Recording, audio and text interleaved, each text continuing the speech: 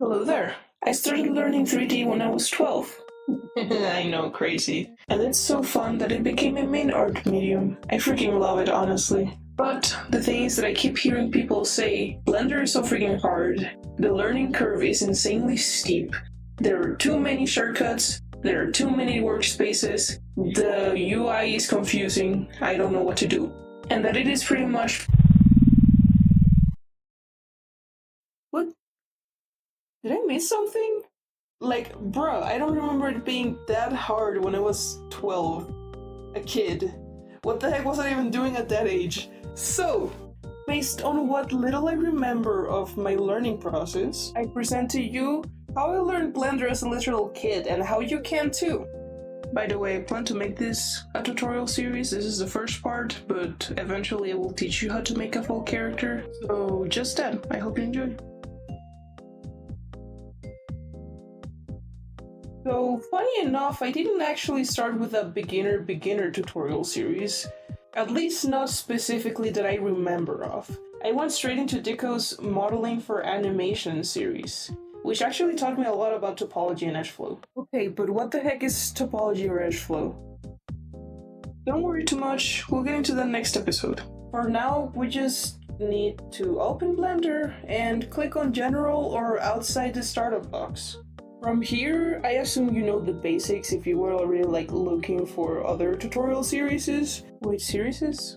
But just in case, you rotate the view with the middle mouse click, you move the view around with shift middle mouse click, you zoom in and out by scrolling the wheel, all of which you can also do it with this gizmo at the top right corner of the view if you really feel like it.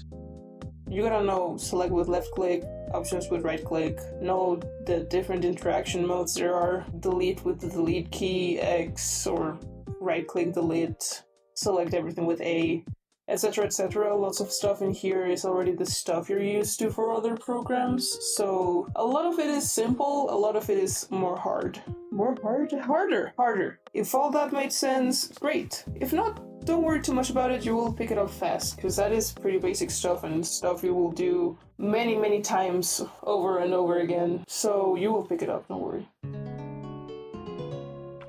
So now you know the basic controls, and you may be thinking, now what? And yeah, I get it. You open the program, stare at the screen, suddenly your brain shuts down, because there's so much stuff in here, so many possibilities, and you don't even know where to start.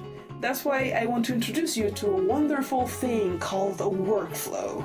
I know, big word, but all it really means is a set of steps you follow to reach a goal. They're repetitive and they're nice and modeled, I guess. And in character modeling, the very oversimplified list of steps in this workflow is get your reference sheet, make the mesh, UV unwrap the mesh, make the textures, and rig the mesh. After that, you have a model ready for animation, which is a whole separate workflow I haven't learned yet, so that's for another video. But this is still an oversimplification. Each step has its own mini workflow, per se. So, let's start. And our first step is, don't panic. Why? Because you probably know more than you think you do. Yes, the interface looks intimidating. Yes, there are entire pages of shortcuts out there in Google Docs or PDFs or whatever, but hear me out. You don't need most of them when you're starting out. So let's start with the basics. Select the camera and the light and delete them. We are not gonna need them. Select the cube, and next we gotta go into edit mode. To do that, you can press tab, you can press Control tab and choose edit mode, or you can just go to this top left corner and select edit mode manually. That was easier for me, or if you're starting out, that will probably be easier for you too. And now it's time to take a look at the tools we have at hand. Sure, shortcuts exist. I see every tutorial video just showing you the shortcuts first, but honestly you don't even have to use them, at least not yet, because E to extrude, it's a tool in the sidebar. Bevel with Control B, it's in the sidebar. Loop cut, which is Control R, the sidebar. Insert phase, yep, it's in the sidebar. Moving with G, scaling with S, rotating with R, guess what? It's in the sidebar. Adding an object with Control A, it's up here actually.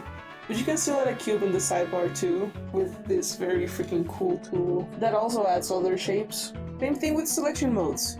You can change from vertices to edges to faces with the keys 1, 2, and 3 as shortcuts, but you can also just click in the icons up here next to the mode selector, which is what I usually do because, I don't know, I just do, I got used to it.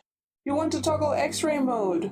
Use Alt-Z or just check this little box up here. That way things are transparent. You will see its usefulness in the future, I promise you.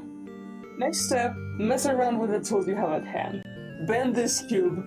Cut this cube, break this cube, bevel it, extrude it, contort it to your every will and desire. Don't let it escape alive.